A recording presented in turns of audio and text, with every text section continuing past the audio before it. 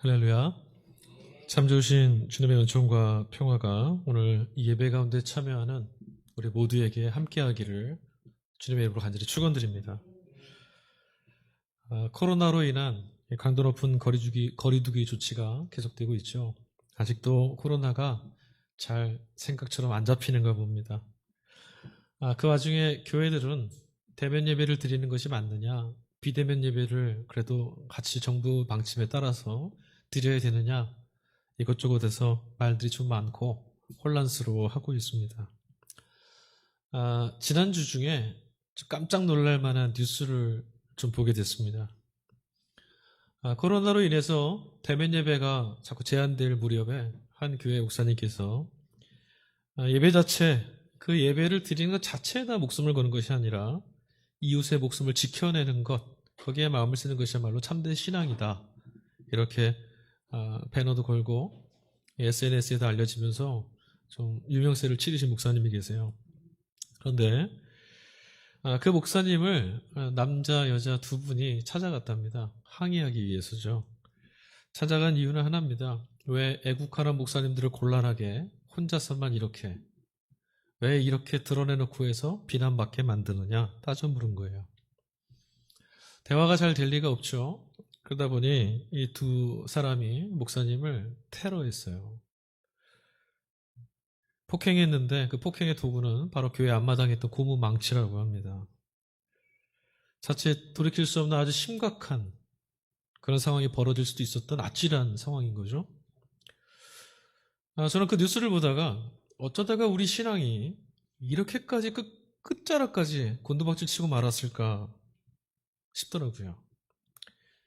도대체 오늘 우리가 어떤 예수를 믿고 있길래 제 뜻대로 안 되면 이렇게까지 해야 되는가 생각이 들고요. 여러분, 신앙을 가진다는 것은 구원받아야만 하는 삶에서부터 벗어나서 구원받은 사람처럼 사는 변화된 삶을 지향하며 살아가는 겁니다. 평생을 예수를 믿으며 살았다고 해도 어느 순간 이렇게 드러나고 마는 우리네 민낯, 자꾸만 이런 민낯을 볼 때마다 구원이라는 것은 참 어렵고 구원을 온전히 이루는 것은 참 아득하구나, 이런 절망감이 찾아옵니다. 여러분, 복음이라는 것은 삶을 송두리째 바꾸고 전환시키는 능력인데 왜 이토록 우리는 변하지 않고 왜 이토록 우리는 어느 순간 돌아보면 다시 원점에 가 있을까요? 사실 우리 안에는 시간이 좀 지나면 저절로 신앙생활을 좀 열심히 하다 보면 구원에 이르는 이 변화가 우리 안에 채워질 것이다, 이런 기대감을 우리 가지고 있어요. 그러나 여러분, 시간이 지나도 또 교회 생활에 익숙해지고 신앙 연수가 쌓인다고 해도 아니면 조금 더 교양 있게 산다고 해서 하나님께서 우리에게 베푸신 그 구원이 체화되어져 가는 것은 아니라는 것을 오늘 우리는 스스로의 모습 속에서 확인할 수 있습니다. 신앙을 갖게 되어도 우리는 여전히 이전의 삶에 길들여져 있습니다. 구원받기 이전의 삶이 여전히 우리의 삶의 방식이기죠. 예수님을 믿고 구원을 얻었다고 하면서도 여전히 그런 삶의 방식에서부터 벗어나고 자유롭지 못합니다. 탐욕은 탐욕대로, 또 두려움은 두려움대로 우리를 사로잡고 있죠. 하늘을 올려다보면서 살고는 있지만 아직도 땅에 붙들려서 발목이 붙잡힌 채 옴짝달싹하지 못하는 그런 모습처럼 보입니다. 하나님의 구원을 목격하고 경험하였다고 해도 여전히 우리 삶이 변하지 않는, 아니 어쩌면 우리 삶이 여전히 익숙한 그런 삶의 패턴에서 벗어나지 못한다는 것을 오늘 우리에게 주신 성서일과 본문 말씀들이 보여줍니다. 오늘 우리는 3독서 본문을 읽었는데 1독서 본문으로 주어졌던 말씀이 출애굽기 16장이에요. 여러분, 출애굽기 16장에는 어떤 장면이 나와 있습니까? 애굽의 그 막강한 권력과 손아귀에서 하나님께서 이스라엘을 건져내 주셨고 그들을 이끌고 가셨죠. 그리고 홍해를 가르시고 그들과 그 홍해를 건너게 해주셨습니다. 구원의 손길을 그들 위에 펴신 거죠. 그들은 매일 아침에 떠올라서 그들 앞에 서 있는 구름 기둥을 바라보며 있었습니다. 아침마다 구름 기둥이 자기네 진 앞에 있는 것을 볼 때마다 그들은 하나님께서 자신들과 함께하고 계시다. 하나님이 늘 우리를 붙들고 계시다라고 하는 그 구원의 그 놀라운 은총이 함께하고 있다는 사실에 기쁨과 환희를 경험하고 있었을 겁니다. 그런데 오늘 주어진 출애굽기 16장 본문 말씀에 가보면 분위기가 좀 사뭇 달라져 있습니다. 하나님의 인도하심과 구원을 목격하면서 기쁨과 환희에 젖어 있어야 될 그들이 불평과 원망을 쏟아놓고 있습니다. 앞서서 홍해를 건너자마자 그들의 광야 초입 마라라는 곳에 이르렀을 때 물이 없다는 사실을 발견했어요. 하나님이 인도해 내셔서 구원을 얻고 자유는 얻었지만 정작 풍족히 먹을 만한 마실 물이 없다는 사실이 그들을 당혹스럽게 했죠. 그런데 오늘 본문의 말씀에서는 물이 없었던 그때 불평했던 것과 달리 오늘은 먹을 것이 없다고 그들이 불평하고 있습니다. 그런데 재미난 것은 본문 말씀을 16장 3절 말씀을 찬찬히 읽어보면 그들이 먹을 것이 없어서가 아니라 배불리 먹지 못해서 원망하고 있음을 보게 됩니다.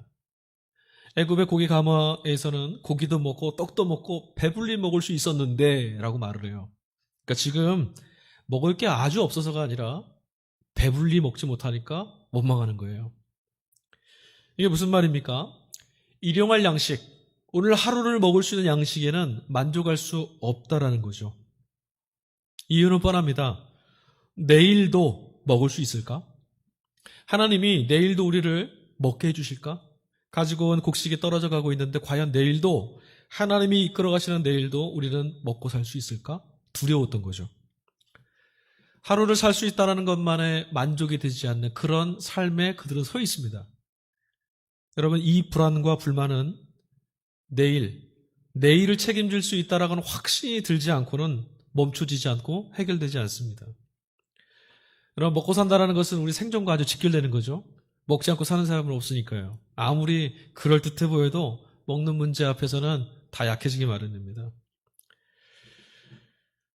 지금 직면하고 있는 이 먹는 문제가 너무 중요한데 지금 직면하고 있는 그들의 광야, 어디를 둘러봐도 이것이 보장되어 있지 않아요.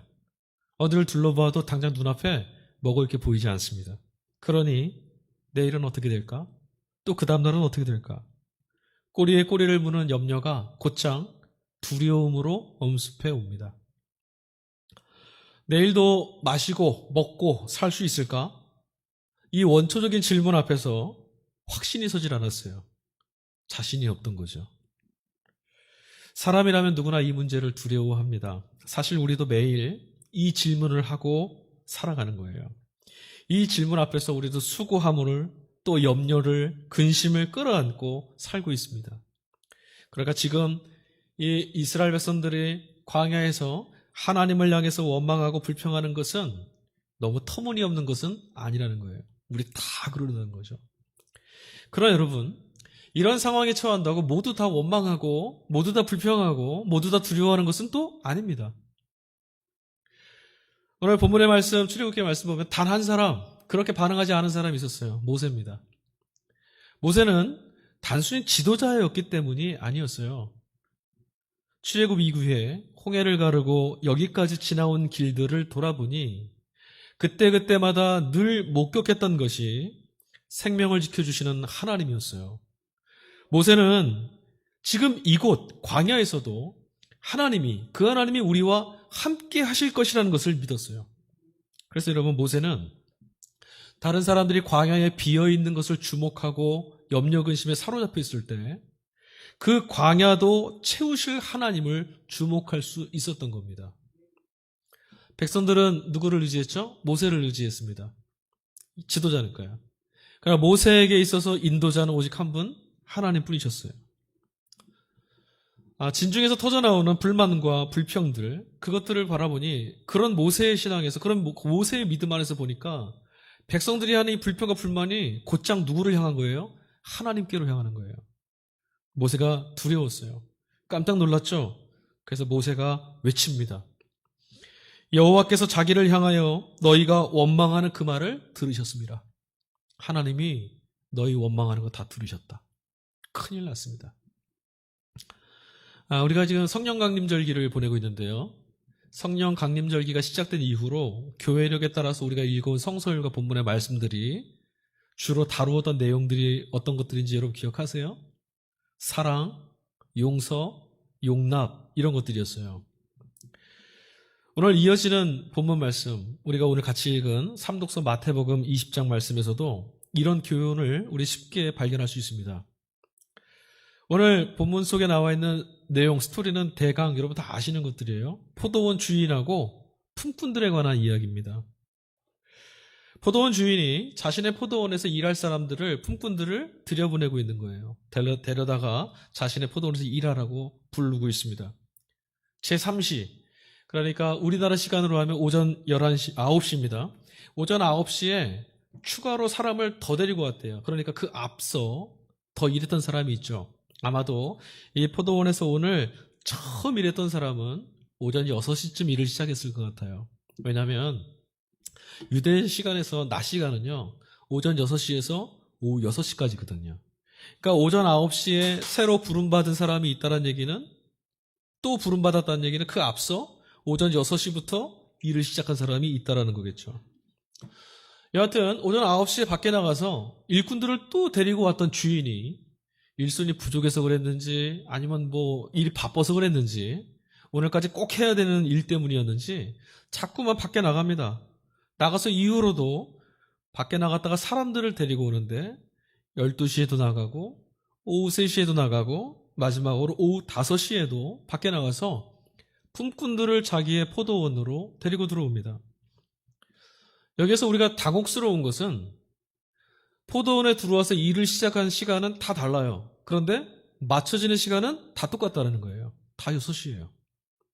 더 우리를 당혹스럽게 하는 것은 마지막 포도원 주인이 일을 다 마치고 나서 그의 청지기를 통해서 셈을 해주는데 포도원에 처음 들어와서 일한 오전 6시부터 12시간을 일했던 사람과 오후 5시에 들어와서 1시간 일했던 사람까지 모두 다 똑같이 하루치 일당 한 데나리온씩을 주었다라는 거예요.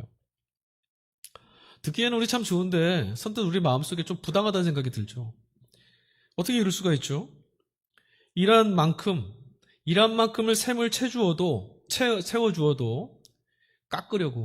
더 깎으려는 게 사람 마음이잖아요. 어떻게든 구실을 삼아서 너 아까 좀 쉬더라. 너 아까 일한 거 별로 못했더라. 그러니까 좀 깎자. 이렇게 할 판인데 이 포도원 주인은 그러지 않습니다. 다 한 데나리온씩 줬어요. 그러니까 이 포도원 주인의 처사는 본인 스스로에게 아무런 도움이 안 되는 일을 지금 하고 있는 겁니다. 그래서 우리 눈에는 그가 어리석은 사람처럼 보여요. 그리고 게다가 그런 처신 자체가 공평하지 못하고 공정하지 못하다 이런 마음이 들죠. 오늘 우리 시대에 우리가 살아가는 삶에서는 굉장히 낯설은 모습입니다. 이런 주인은 없어요. 여러분 이 비유의 말씀 핵심을 잘 이해하기 위해서는 마태복음 20장 바로 앞에 있는 19장 후반부에 있는 이야기를 먼저 좀 이해를 해야 됩니다. 왜냐하면 주님이 오늘 이 비유를 말씀하셔야만 했던 발단이 되는 사건이 19장에 나오거든요. 19장에 있었던 사건은 이겁니다. 한 부자 청년이 예수님의 소문을 들었어요. 그래서 예수님이 찾아왔습니다. 왜 찾아왔죠? 영생을 얻고 싶어서. 그래서 주님을 찾아왔습니다. 그래서 주님이 그 청년에게 뭐라 말씀하셨죠? 너 가진 재물을 다 팔아서 가난한 사람들에게 나누어주고 나를 쫓아와라. 그때 이 청년이 실족했습니다. 그렇게 못하겠다는 거죠. 아까웠어요. 그래서 결국 실족하고 되돌아갔습니다. 그렇게 되돌아갈 수밖에 없었던 그 청년의 뒷모습을 바라보시면서 예수님이 아주 유명한 말씀을 하나 하시죠. 낙타가 바늘길을 들어가는 것보다 부자가 천국 들어가는 것이 더 어렵다. 그 말씀해 주셨어요. 그 말씀을 곁에서 듣고 있던 제자들이요, 예수님한테 이렇게 여쭙습니다. 주님, 그러면 누가 구원을 받을 사람이 있겠습니까? 누가 천국 갈 사람이 있겠습니까? 그러니까 무슨 말씀이에요? 주님 말씀대로라면 천국 갈 사람은 하나도 없습니다. 이런 하소연이겠죠? 오늘 본문에 포도원 주인과 품꾼들 간의 이 비유의 말씀은 바로 이 제자들의 이 질문에 대한 주님의 설명이에요. 그리고 그 핵심에 나와 있는 말씀은 뭐냐면 19장 26절에 있는 말씀이에요. 사람으로는 할 수 없으나 하나님으로서는 다 하실 수 있느니라. 아멘. 이 말씀이죠. 이 말씀을 설명하시려고 오늘 이 포도원 이야기를 하시는 거예요.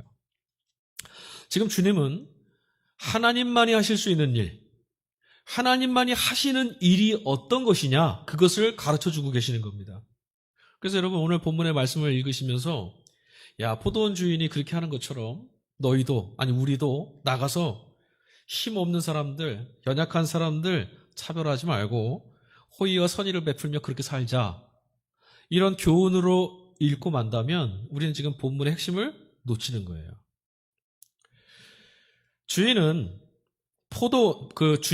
이 포도원 주인을 뭐라고 말씀하셨냐면 바로 천국이라고 그랬어요. 그러니까 우리가 지금 주목해야 될 것은 뭐냐면 천국, 포도원 주인으로 표상되는 이 천국, 하나님만이 하실 수 있는 일이 도대체 무엇이냐? 이 질문을 하고 답을 얻어야 되는 거예요. 여러분, 하나님만이 하실 수 있는 일이 어떤 거겠습니까?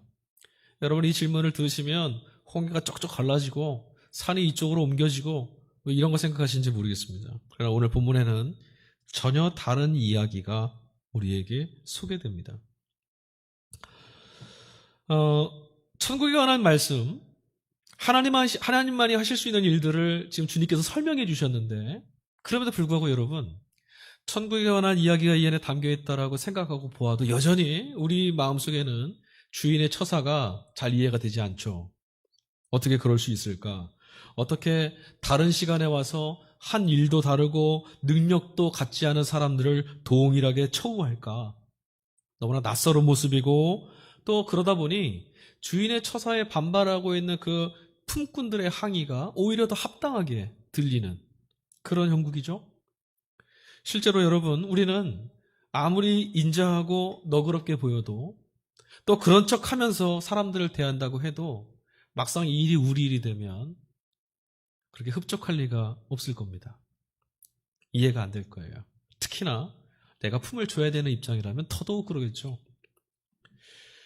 오늘 본문의 말씀 속에서 하인들이 불평하는 이유가 뭘까요? 어떤 게 불평하는 이유겠습니까? 하인들이 그 품꾼들이 불평을 주인에게 쏟아놓는 이유는 오후 5시 맨 나중에 온 사람, 맨 나중에 들어온 품꾼들이 품이 많았기 때문이 아니었어요. 무엇 때문이었습니까? 오늘 말씀을 보니 10절 말씀 보니까 먼저 온 사람들이 오후 5시에 온 사람이 한 데나리온 받는 걸 보고 야, 저만큼이면 나는 더 받겠구나 생각했어요. 그런데 어떻게 됐어요? 똑같이 한 데나리온을 받았어요. 그걸 견딜 수 없었던 거죠. 제 자신의 몫이 더 클 거라고 생각했는데 작게 받으니 견딜 수가 없는 거예요. 여러분, 제 몫이 작다라고 생각되는 이유가 뭘까요? 원래 이들은 한 데나리온을 받기로 약속하고 왔단 말이에요. 그런데도 내 몫보다 조금 받았다라는 생각을 하게 됐어요. 왜 그렇습니까? 그 속마음 속에 나는 내 몫을 다 했다라고 하는 생각이 있는 거예요. 나는 내 몫을 인정받아야 된다. 내 몫만큼 인정받아야 된다라는 생각을 갖고 있어요. 성경에서 말하는 자기의입니다. 나는 이만큼 해냈어. 근데 그것을 인정받지 못하니까 상실감이 생기는 거예요. 그래서 그들이 12절 말씀 보니까 포도원 주인에게 이렇게 항변합니다. 나중 온 이 사람들은 1시간밖에 일하지 아니하였거늘 그들을 종일 수고하며 더위를 견딘 우리와 같게 하였나이다. 주인에게 불만을 토하고 있는 사람들이 있습니다. 우리라고 말했어요. 이 우리에는요, 오후 5시에 온 사람을 제외한 모든 사람이죠. 근데 좀 이상하지 않으세요? 맨 나중에 온 5시에 온 사람이 똑같이 한 데나리온 받는 것, 그것이 마음에 상했으면 3시에 온 사람을 바라보면서 12시에 온 사람이 똑같이 마음이 좋지 않았을 거고, 12시에 온 사람을 보면서 오전 9시에 온 사람 마음이 안 좋았을 거고, 오전 9시에 온 사람을 보면서 제일 먼저 6시에 온 사람도 마음이 안 좋았을 터인데, 그들은 모두 다 지금 동일하게 오후 5시에 온 사람 때문이라고 그를 비난하고 있습니다. 그리고 그에게 한 데나리온을 더해준 주인이 잘못됐다. 당신 때문에 이런 불화를 만들었다. 지금 항변하고 있어요. 여러분, 당시 유대 사회, 그러니까 이 비유의 말씀을 주님이 하셨을 때 당시 유대 사회의 모습을 우리가 조금 헤아려 봐야 되는데요. 그 당시 유대 사회는 정말 비참한 삶이었습니다. 로마가 지배하고요. 극심한 수탈, 세금. 그래서 삶의 자리가 온통 다 깨어져서 삶에서부터 내몰리는 사람들이 천주였어요. 유랑민들도 많았고요. 재산을 모두 탕진하고 갚을 길이 없어서 다른 사람의 노예로 전락하는 사람들도 많이 있었습니다. 그러니까 뭐예요? 일하고 싶어도 일할 곳이 없고 갚고 싶어도 돈을 갚을 능력이 안 되는 그런 인생과 삶이었던 거죠. 하루하루가 생존의 투쟁 같은 나날들이었어요. 유대 사회가. 여러분, 그런 시대적 배경을 조금 생각해 놓고 오늘 본문을 다시 한번 좀 보세요. 오늘 포도원 주인은 사람들을 불러들였습니다. 포도원 주인의 초대를 받아서 포도원에 들어가서 일한 사람들에게는 오늘은 모두에게 행복한 날입니다. 적어도 오늘 밤 어떻게 자야 되나? 내일은 또 어떻게 살아야 되나? 걱정하지 않아도 돼요. 오늘은 일할 수 있잖아요. 모두들 만족하면서 아마 3시에 왔던, 오전 3시, 그러니까 9시에 왔던, 12시에 왔던, 오후 3시에 왔던, 아니면 제일 먼저 오전 6시에 왔던 모두들 자신들을 기꺼이 포도원으로 들여보내준 이 포도원 주인에게 감사하면서 야, 오늘도 일할 수 있게 됐다. 오늘도 하루를 또 살 수 있게 됐다고 하면서 기쁜 마음으로 포도원에 들어갔을 거예요. 주인을 보면서 정말 좋은 사람이야. 우리에게 기회를 줬어. 우리에게 이런 은택을 베풀었어. 얼마나 감사했겠습니까? 어쩌면 조금 더 생각해보면 오전 6시 제일 먼저 온 사람을 뺀 나머지 사람들은 저마다 자기보다 앞서 와서 일하는 사람을 보면서 야, 나는 오늘 조금만 일해도 되겠구나. 횡재했다. 이런 생각을 했을지도 모르겠어요. 그런데 막상 오후 5시 일이 마쳐질 때가 다 되고 나서 포도원에 또 다시 들어온 품꾼들, 그들이 똑같이 자기들과 같은 한 데나리온의 그 품삯을 받는 것을 보는 순간 그런 마음이 여지없이 다 깨져버린 거죠. 지금까지 즐겁겠어요. 근데 지금 다 엉망이 돼버렸어요. 포도원 주인이 원망스럽고 이제는 매우 불공평한 사람, 뭔가 잘못된 사람 이렇게 눈에 보입니다. 그들은 주인에게 오늘 아까 12절에 항변할 때 뭐라고 말했습니까? 자신들이 수고한 시간이 인정받지 못하고 있다라고 불평하고 있어요. 그 사람에게, 그 마지막에 들어온 사람들에게 한 데나리온을 주었기 때문에 우리의 수고한 것들을 마땅하게 대해주지 않았습니다 라고 말하거든요. 수고함, 자신들이 수고한 것이 인정받지 못했다라는 말입니다. 그런데 여러분, 여기서 수고함이라고 쓰여진 이 단어가 아주 재밌습니다. 헬라어 단어로 바로스라고 하는 단어거든요. 이 단어의 뜻이 뭐냐면 짐, 압박, 부담이라는 뜻이에요. 정말 이상하지 않으세요? 내가 생각하는 정당한 목, 내가 해서 내가 이룬 내 몫을 다 했는데 인정받지 못한다고, 그것을 빼앗겼다고 생각하는 순간, 그 생각이 들자마자 지금까지 모든 고마움이 분노로 바뀌어버렸어요. 그리고 자신들에게 주어졌던 그 기회, 자신들에게 포도원 주인이 주었던 그 기회가, 그 감사했던 시간들이 다 뭐가 됐습니까? 짐이 되고 수고한 시간이 되고 말았어요. 방금 전까지 기쁘고 감사했던 시간이었어요. 방금 전까지 은혜로 주어졌던 시간이라고. 우리는 오늘 걱정하지 않아도 된다고 했던 그 시간들인데 어느 한순간 그것들 다 빼앗겨버리고 수고하고 무거운 짐을 짊어지며 하루를 살았다라고 불평합니다. 여러분, 사실 이들에게 자기 몫을 손해본 사람은 아무도 없습니다. 제 몫은 하나도 손해보지 않았는데도 지금 다 고통스러워해요. 내가 마땅히 내가 할 몫을 했다, 날 인정받아야 된다라고 했던 자기 성취에 대한 욕구를 포기 못하는 순간 자신들에게 주어졌던 기쁨의 시간들이 지옥이 되고 만 거예요.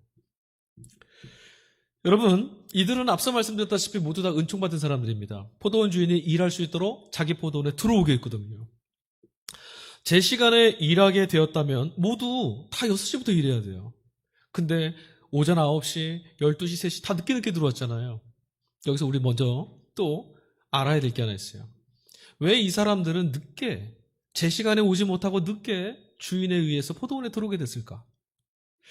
오늘 본문 말씀 보니까 3시, 그러니까 오전 9시에 처음으로 추가되어서 포도원에 들어갔던 사람들, 그들을 포도원 주인이 밖에 나가서 만나게 되었을 때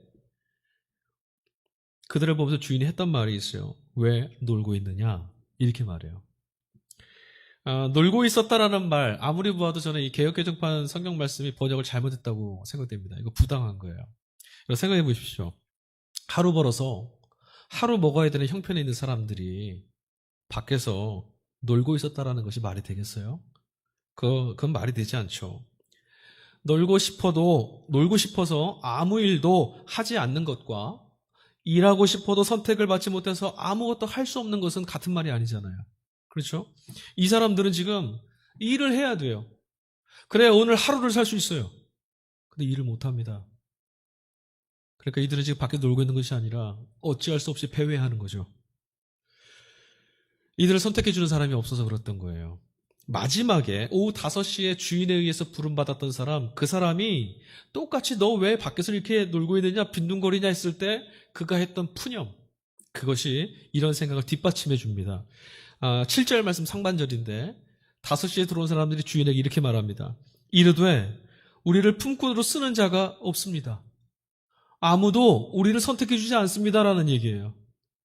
일하고 싶다는 거 아니에요? 네, 일하고 싶었어요. 일해야만 살아요. 근데 아무도 자기들을 선택해 주지 않습니다.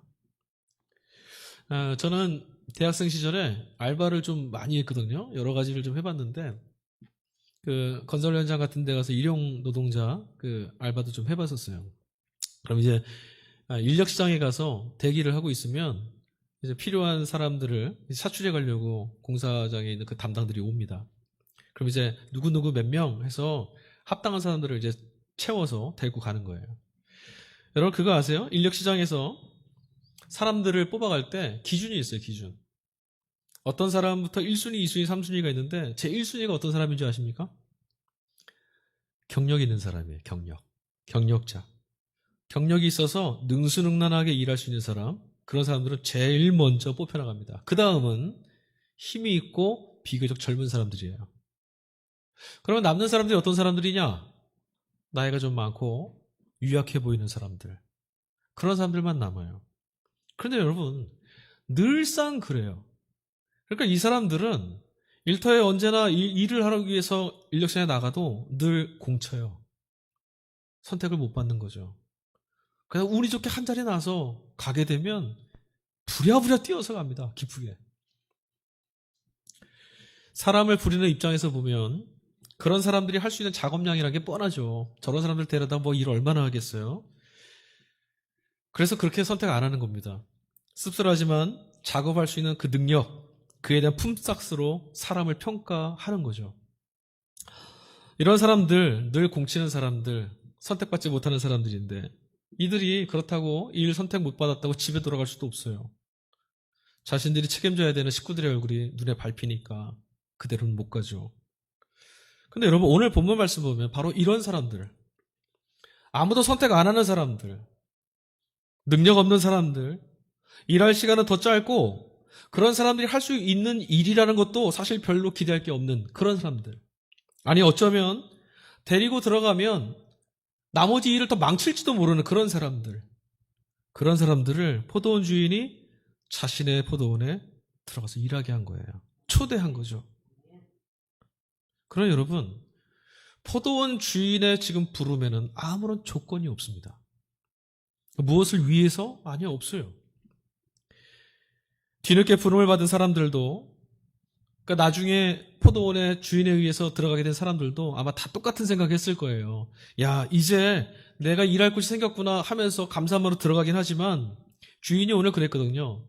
너도 내 포도원에 들어가서 일해라. 상당한 삭슬 치러주겠다. 그러니까 그들 생각했을 겁니다. 야, 이제 몇 시간밖에 일 못하니까 그 시간만큼 노임 받겠지. 그거라도 받아가야지. 아마도 일하면서도요. 야, 근데 이것 가지고는 오늘 한 끼, 오늘 우리 식구들이 다 같이 먹을 수 없는데 이것 가지고는 좀 부족한데 어떻게 하면 좋지? 애가 타고 마음이 막 졸였을지도 몰라요. 그때 여러분, 일을 다 마치게 돼서 그들이 주인 앞에 섰을 때 그들은 모두 똑같은 하루치 삭스를 다 받았어요. 주인이 말했던 상당한 몫이라는 것이 나중에 부름받은 사람들이 속으로 생각했던 상당한과는 의미가 달랐던 거죠. 나중에 부름받은 사람들은 자신의 능력, 자신이 할 수 있는 것에 상당한을 생각했는데 주인은 사람들이 하루를 살 수 있기에 상당한 목, 그것을 생각했어요. 풍성의 것을 주겠다. 미국의 저명한 경제학자 중에 슈버먼이라는 사람이 있습니다. 그 사람이 자본론이라는 책을 썼어요. 우리나라에는 슈버먼의 자본론이라는 제목으로 번역이 되어 있는데 그 책에 보면 사회주의와 공산주의를 아주 짧게 요약한 부분이 나와요. 슈버먼은 이렇게 말합니다.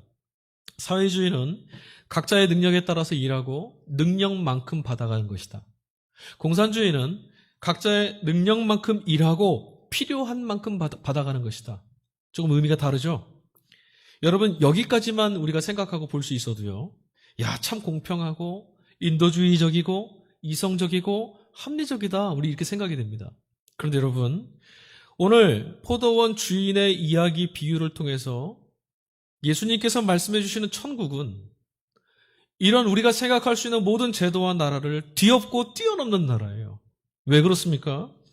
제 몫을 인정받을 수 없어서 내몰린 사람들, 제 몫을 발휘할 수도 없는 버려진 사람들이 필요한 만큼의 몫을 받을 수 있는 나라가 천국이라는 거예요. 우리는 비로소 예수님을 통해서 하나님만이 하시는, 통치하시는 나라, 천국이 어떤 나라인지를 경험하고 맛볼 수 있게 됩니다. 우리는 모두 조건 없이 주인의 그 포도원에 부름을 받았던 품꾼들처럼 오전 6시 일 시작할 때부터가 아니라 거기에 합당하지 못하고 능력이 없어서 오전 9시, 또 어떤 사람은 12시, 오후 3시, 오후 5시. 아니요. 저는 제 생각에는 사실 일이 마감되기 바로 직전에 하나님의 부름을 받은 그런 사람이 아닐까 싶습니다.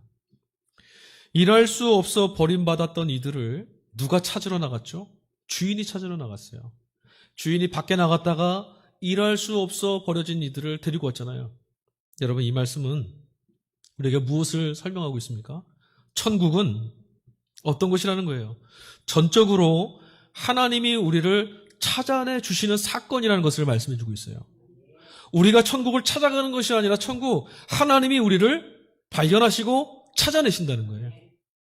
여러분, 이처럼 주어진 모든 것, 내게 주어진 모든 삶이 실은 하나님의 부름과 초대, 하나님의 은총에서 비롯된 것이다. 내가 여기서 이 포도원에 들어갈 수 있었던 것도 주인의 은총 때문이다라는 것, 그리고 이것이 내 능력이나 나의 어떤 것들이 아니라 조건 없이 주어졌다는 사실들을 우리가 깨달으면 깨달을수록 여러분, 우리의 삶은 놀라움과 기쁨과 은혜로 충만해질 수가 있습니다. 예수님을 만나러 왔다가 실족해서 돌아간 청년이 있죠. 여러분, 재물을 다 팔고 주님을 따르는 것, 또 사도 바울처럼 죽는 것도 유익이라 여기면서 사도로 맡겨진 자신의 자리, 사명의 자리, 사도로서 감당해야 될 그런 이들 곁을 지켜내는 것, 이런 모든 일들이요, 자신의 능력이나 결단이 아니라 은총이 원동력이 되는 삶에서만 가능한 일들인 거예요. 성령 강림절 이후 우리가 함께 나누었던 말씀들, 용서, 용납, 사랑, 다 어떤 사람들이 하는 겁니까? 내가 이제 그렇게 해봐야지? 아니요, 그렇지 않습니다. 내가 이런 용서, 내가 이런 사랑, 내가 이런 은총을 받고 있다는 것을 실감하는 사람들만이 주님의 이 말씀에 반응할 수 있게 되는 겁니다. 주님이 사람으로서는 할 수 없는 것을 누가 하실 수 있다 그랬어요? 하나님은 하실 수 있다고 말씀했어요. 그 말씀이 바로 이거예요. 하나님의 넘치는 은총이 삶의 원동력이 되는 그때만이 천국을 살아갈 수 있다라는 말씀입니다. 여러분, 애굽에서 벗어나서 홍해를 건너고 광야에서 쓴물이 단물되는 것을 맛보았던 사람들, 다 똑같이 그것을 경험했어요. 그러나 그 중에는 은혜가 보이지 않고 채선에 들려져 있지 않은 비어있는 것만 보는 사람이 있었는가 하면 바위에서 터져나오는 물과 하늘에서 내리는 만나를 바라본 사람들도 있습니다. 아니, 그것을 공급해 주시는 하나님의 손을 바라봤던, 주목했던 사람들이 있었죠. 똑같이 하나님의 부름과 초대를 받았지만 제 몫에, 자신에게 주어진 일용할 양식에, 자신에게 주어진 은총에 감사하지 못하고 제 몫이 합당하지 못하다고 불평하는 사람들이 있었는가 하면 말할 수 없는 감격에 사로잡혀서 자신의 삶이, 나의 오늘이 부름과 초대, 하나님의 은총으로 가득 되어 있다라고 기뻐했던 사람들도 있습니다. 하나님의 나라는 빈 광야 위에 내려서 땅을 뒤덮었던 만나처럼 낯설은 하나님의 환대와 은총의 방식으로 우리 곁을 찾아옵니다. 그 나라는 빈들 광야에서 만나를 만났을 때처럼 이해하거나 납득하거나 상당하거나 설득되는 것이 아니라 오직 은혜로 감당할 수 있는 사람들에게만 능력으로 역사되는 겁니다. 여러분, 하루의 일당, 하루치의 만나, 일용할 양식에도 우리가 감사할 수 있다면, 그것 때문만이라도 우리가 행복할 수 있다면 생각해 보십시오. 생명의 떡, 영원히 배고프지 않는 생명의 떡 되시는 예수 그리스도가 우리를 찾아오셨으니 우리는 얼마나 놀랍고 넘치는 기쁨에 지금 초대를 받은 겁니까? 우리는 영원히 목마르지 않은 일에 초대를 받은 사람이에요. 애굽에서 여러분 아무리 배불리 먹어도요, 애굽에서는 노예일 뿐입니다. 생명의 떡이 되시는 그리스도를 나에게 주어진 일상, 그러니까 매일의 양식으로 삼는 사람들이 바로 하나님의 자녀입니다. 이 사실을 여러분 깊이 묵상하십시오. 판에 박힌 이야기라 생각하지 마시고 내가 하나님께 용납되고 그에게 부르심과 초대를 받은 사람이다라고 여러분 묵상해 보십시오. 그리고 이 사실, 내가 하나님의 자녀 되었다는 이 사실, 이 기쁨에 여러분 참여하셔야만 합니다. 그것이 바로 천국을 살아가는 것이고 죽음을 깨뜨리고 생명을 이루는 능력의 길로 삼으며 걷는 삶의 길, 생명의 길인 줄로 믿습니다. 주님은 우리의 영원한 떡이 되십니다. 기도하겠습니다.